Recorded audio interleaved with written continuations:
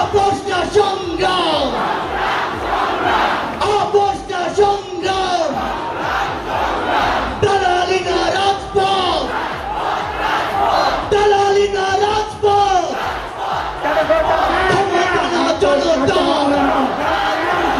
ক্ষমতা না জনতা। আবু সাঈদ মুগ্ধ ব্যানার পিছনে পড়েছে, সেটা হচ্ছে উপজেলা ভূমি অফিস টাঙ্গাইল সদর টাঙ্গাইল। এখন আসুন আপনারা বলুন তো, এই উপজেলা ভূমি অফিসে সকল কাজ ন্যায্যতার ভিত্তিতে টাকা ছাড়ানো হয়, তাহলে আপনাদের ন্যায্য অধিকার এই ভূমি অফিস থেকে আদায় করে নেওয়ার জন্য আমরা কি অভ্যুত্থান ঘটিয়েছি? তাহলে আজকে থেকে শুধু এই ভূমি অফিস নয়, আপনারা এই টাঙ্গাইলে যে কোনো অন্যায় দেখলে আপনারা অবশ্যই আপনাদের ব্যক্তিগত জায়গা থেকে সেই প্রতিবাদটি জানাবেন কিনা? আমরা জানতে পেরেছি আপনার এই যে মেডিকেল কলেজ, এই মেডিকেল কলেজের নাম ছিল টাঙ্গাইল মেডিকেল কলেজ, ঠিক কিনা? তাহলে এই সেই ঐতিহ্যবাহী টাঙ্গাইল যখন বাংলাদেশে মাত্র 19টি জেলা ছিল, তার মধ্যে একটি বৃহত্তর জেলা ছিল এই টাঙ্গাইল। সেই টাঙ্গাইলের গৌরবকে ছোট করে যখন কোন খুনির নামে বাংলাদেশের এই গুরুত্বপূর্ণ জেলায় একটি মেডিকেল কলেজ থাকে, সেটি কি আমাদের স্পিরিটের সাথে যায়? তাহলে আজকের পর থেকে ছাত্র জনতার দাবি হচ্ছে টাঙ্গাইল মেডিকেল কলেজ তার নামে স্বমহিমায় টাঙ্গাইল মেডিকেল কলেজ হয়ে বাংলাদেশে শ্রেষ্ঠত্বের জায়গা করে নিবে। আমরা আপনাদেরকে স্পষ্ট করে জানিয়ে দিতে চাই, ওই মেডিকেল কলেজে আপনাকে যেতে হয় একটি অপারেশনের জন্য, একটি টিকিটের জন্য, সবচেয়ে কষ্টকর অবস্থায়। কিন্তু ওই দালাল ধরা ছাড়া আপনার একটি কাজও কি ঠিক মতো হয়? তাহলে এই দালালের স্পিরিট নিয়ে কি আমরা এই অভ্যুত্থান ঘটিয়েছি? ওই আয়া থেকে স্টাফ সকলকে একটি বেডের জন্য আমাদের টাকা দিতে হয়, এই টাকা দেওয়ার জন্য আমরা কি এই অভ্যুত্থান ঘটিয়েছি? আমরা ছাত্র জনতা আমাদের জায়গা থেকে স্পষ্ট করে বলে দিতে চাই, এসব দালালি টাকা দিয়ে কাজ করার জন্য আর জনতার ওষুধ আপনাদের কোম্পানির কাছে বিক্রি করার জন্য ছাত্র জনতা এই অভ্যুত্থান ঘটায়নি।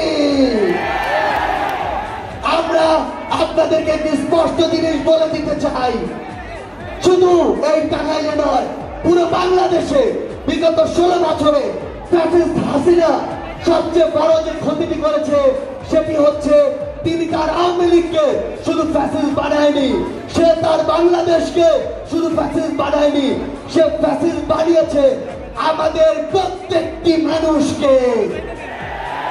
এই জায়গা থেকে আমরা যদি নিজেদের উত্তরণ ঘটাতে চাই, তাহলে আমাদের যে সংশোধন, সেই সংশোধন শুরু হতে হবে ওই ব্যক্তিগত পর্যায় থেকে। আপনারা বলুন তো, আপনার এই টাঙ্গাইলে চাঁদাবাজি হয় কিনা? অটো স্ট্যান্ড, ট্রাক স্ট্যান্ড, বাস স্ট্যান্ডে চাঁদাবাজির নামে সিন্ডিকেট আছে কিনা? তাহলে এই যে আমাদের স্পিরিট, সেই স্পিরিটকে যদি আমরা ধরে রাখতে চাই, তাহলে ওইসব চাঁদাবাজ এবং সিন্ডিকেটের বিরুদ্ধে আপনার যে ভয়েস, সেই ভয়েসটি আবার তুলে ধরতে হবে।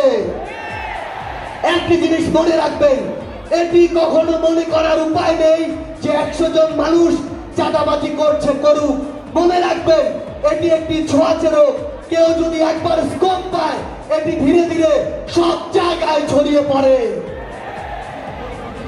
আরেকটি গুরুত্বপূর্ণ বিষয় হচ্ছে, এই যে চাঁদাবাজিটি করা হয়, এই কারণে আপনার কাছে অটোর ভাড়া বেশি রাখা হয়, বাসের ভাড়া বেশি রাখা হয়, সবজির দাম বেশি রাখা হয়, পণ্যের দাম বেশি রাখা হয়, এবং এর ভাগিদার আমাদের সবাইকে হতে হয়।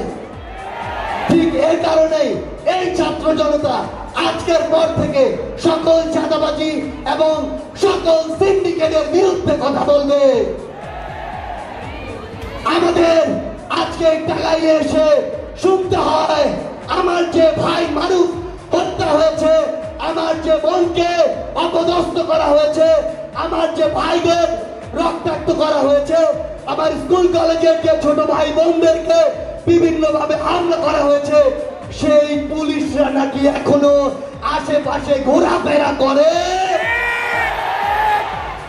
আমার ভাই যখন রক্তাক্ত হয়ে হাসপাতালে, তখন সেই হামলাকারী কতিপয় পুলিশ কিভাবে উন্মুক্ত রাস্তা, আমরা স্পষ্ট করে বলে দিতে চাই, ওই ফ্যাসিস্ট আওয়ামী লীগের দোষক চাটুকার তেলবাজ তোষামতকারী যে সকল আইন শৃঙ্খলা রক্ষাকারী বাহিনীর সদস্য রয়েছে, তারা যদি এখনো নিজেদের সূত্রে না নেয়, তাহলে তাদের ওই নেত্রী হাসিনার মতোই তাদেরকে দেশ ত্যাগ করতে হবে। আমরা আপনাদের মাধ্যমে, ছাত্র জনতার মাধ্যমে পুরো বাংলাদেশকে আমাদের রায় হিসেবে জানিয়ে দিতে চাই, এক ফ্যাসিস্টকে আমরা দেশ ছাড়া করেছি, অন্য ফ্যাসিস্টকে জায়গা ছেড়ে দেওয়ার জন্য নয়। কেউ যদি এখনো শয়নে স্বপ্নে স্মৃতিতে কিংবা ঘুমের মধ্যে চিন্তা করে আবারও ছাত্র জনতাকে ডমিনেট করে ফ্যাসিস্ট হয়ে উঠবে, তারা যেন ওই শেখ হাসিনাকে দেখে শিক্ষা নিয়ে নেয়। আমরা শুনতে পেয়েছি আপনাদের এই জায়গায় একটা বিশাল বিশেষণযুক্ত নাম রয়েছে, সেই নামটি হচ্ছে রনি। আপনারা নাকি তাকে বলেন কোয়ার্টার রনি।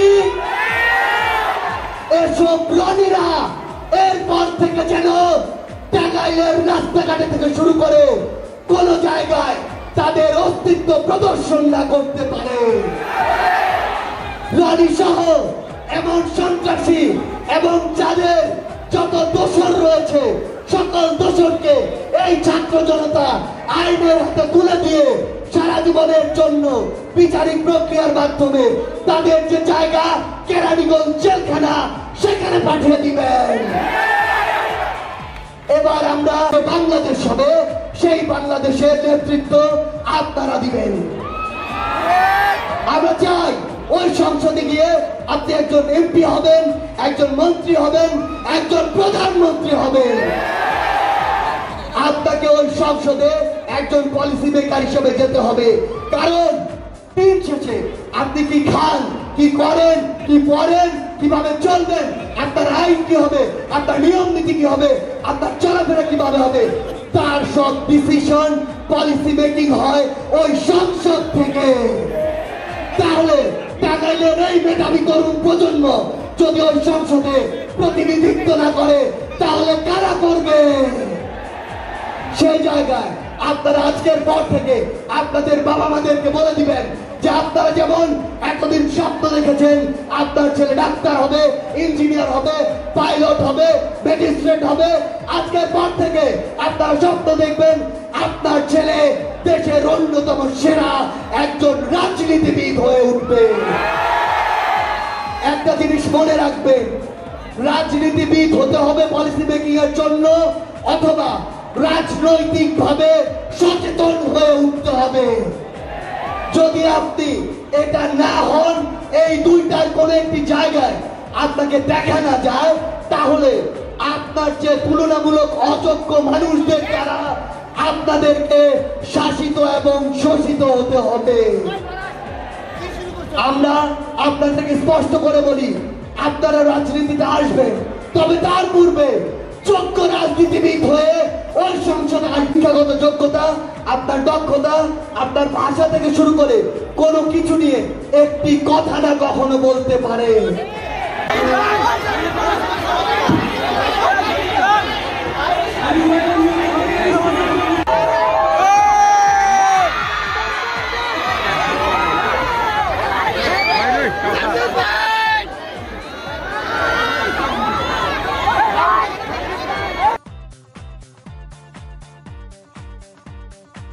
আপনাদেরকে সুন্দর আহ্বান জানাচ্ছি, আমরা অনুরোধ করছি সবাই এখানে আসবেন না, সবাই স্টেজে উঠবেন না, যারা উঠেছেন